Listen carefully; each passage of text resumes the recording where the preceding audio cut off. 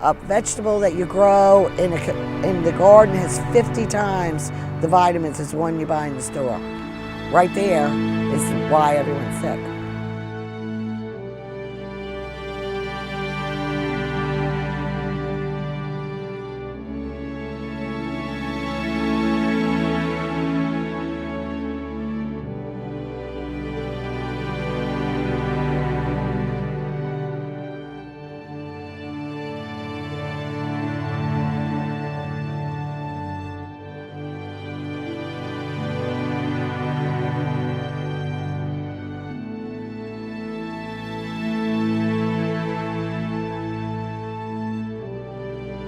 In my mind, and also kind of what I've heard it described as, is a space where people have a really hard time accessing healthy or fresh food. And that can be because there's no local markets where they can purchase something like that, or transportation is really difficult. So a really poorly run bus system, or people not having cars or being able to afford that transportation. And that can lead to a lot of big problems with health, with mostly health. The biggest problem is that my roommates have a car and I do not. So, but I work, they're still students and I'm graduated. So the struggle is I work at nights, I work dinners at a restaurant, and they go to the store at night and they drive their car. So a lot of times I have to ride my bike during the day to go to Kroger and bring a backpack, but then I get too much food, so I have to carry things on my handlebars like plastic bags and wrap them around. And it's a safety issue, and I have to ride a little slow, but it's a pain in the butt, and I wish it was another option. The thing that we find out where we're at in Goochland County, we're about 35 miles from here, is the lack of transportation for people who are underserved to get to markets. Our nearest major grocery store is in Goochland. We're 17 miles from that. And there's pockets of poverty all through Goochland, small houses, multiple families, and no transportation. There are no large box stores here at all, no grocery stores. Hardest part is, I guess, getting back from the grocery store. If on the bike, it's more difficult than other times, and especially, I've come home on the bike and my eggs were squashed because I got into a close call with a car trying to cut me off or whatever, and some things get damaged on the way back, and then that's a waste of money, and it's a waste of money that I can't really afford to lose. I think there's a bunch of benefits to the garden being exactly where it is. One, and it's really exposed when the farmers market is here, so people get to see it, which is kind of cool because not only are they buying fresh local produce, but they're also seeing fresh local produce being produced.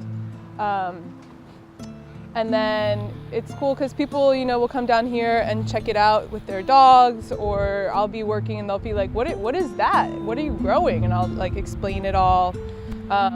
And just kind of continuing to establish, or rather reestablish, the connection between what we eat and where it comes from. The one by Creighton Court, when I plant collards and people walk by, especially strawberries and little kids, the mothers will stop and talk, and I say, if you want to weed a little bit, help yourself.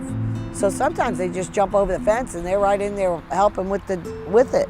People just having that visual, being able to walk by this space and see oh, people are growing food there. It fills in the space. You're using a really a space that would just be grass or a parking lot, and adding biodiversity to the area. So that's a really good environmental impact.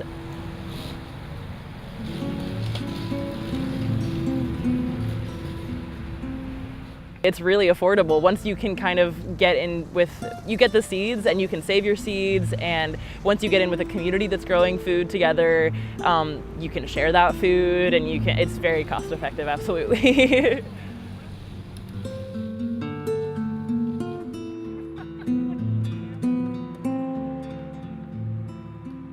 Definite health benefits. One, to eating out of your own garden because your food is fresh. Two, because you start finding out hopefully different ways to use things that you wouldn't necessarily, I mentioned eating the leaves of the broccoli plant, which they don't sell, they're so delicious. And then also obviously the health benefits of just going outside and working in your garden, which is not incredibly strenuous most of the time, especially when you have raised beds.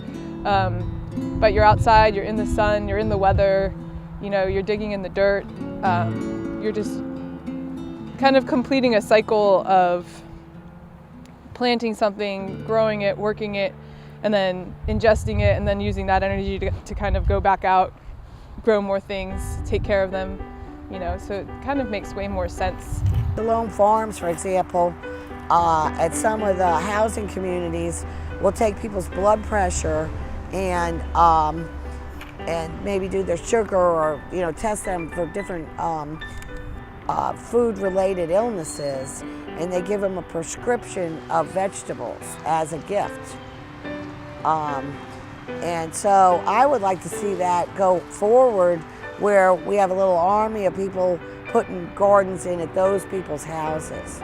Because when you connect to the earth and your food, and you see such a health benefit, just your hair can, in the summertime, usually grows faster, but when you eat fresh vegetables, it goes crazy. It gets thicker, your skin gets nicer, and you can tell when somebody eats right by just the shine in their eyes, I think.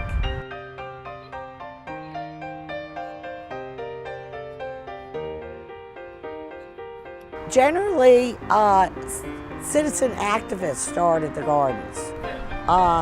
Sometimes we started them really with not the community involved, but after they see collards growing and things they want to eat, slowly but surely the neighborhood gets involved. So we had one group put one right by Creighton Court, and the neighborhood has basically taken it over, which is what we want. So those people, those activists, citizen advocates for food justice, will move on and build a new garden. We just finished applying for a grant to hopefully get us a good amount of funding for a new garden on unRipeRVA campus. It's a space over on Parkwood and Harrison, and what we're planning to do is grow as much food as possible in that space, get some vertical planters going, like as high output as we can get in that space, and we'll be donating that to a couple of different groups that we're partnering with the RAM Pantry, which is VCU's food pantry, and with the Center for High Blood Pressure, which is a local clinic that provides healthcare to low-income people. So they'll be giving the produce to their clients, I guess, and they'll be helping us do a lot of different workshops. We're working with service learning at VCU. There's a lot of different collaborations with that project. In the program, 10% of the garden has to be devoted to underprivileged families, or they have to somehow give the food away or help the community like that.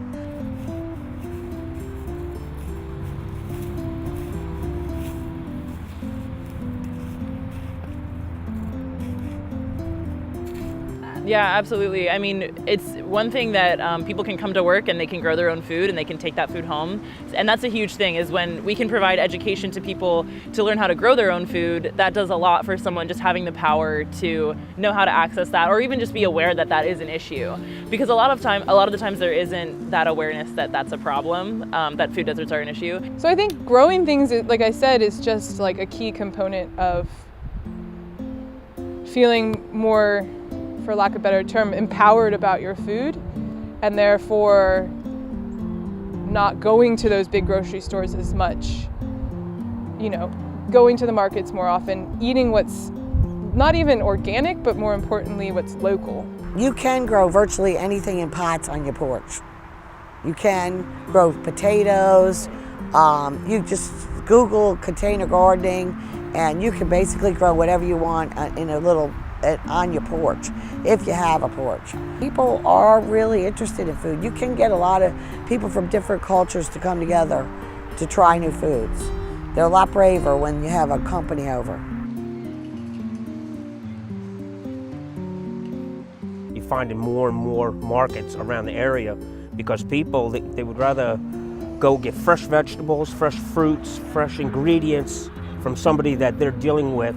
They have that comfort factor, as well as supporting the local economy, and they know they're getting good quality food. I mean, you know, if we have it, or we have produce, or another person's got fresh eggs, you can't get any fresher than buying it from your neighbor, sort of say.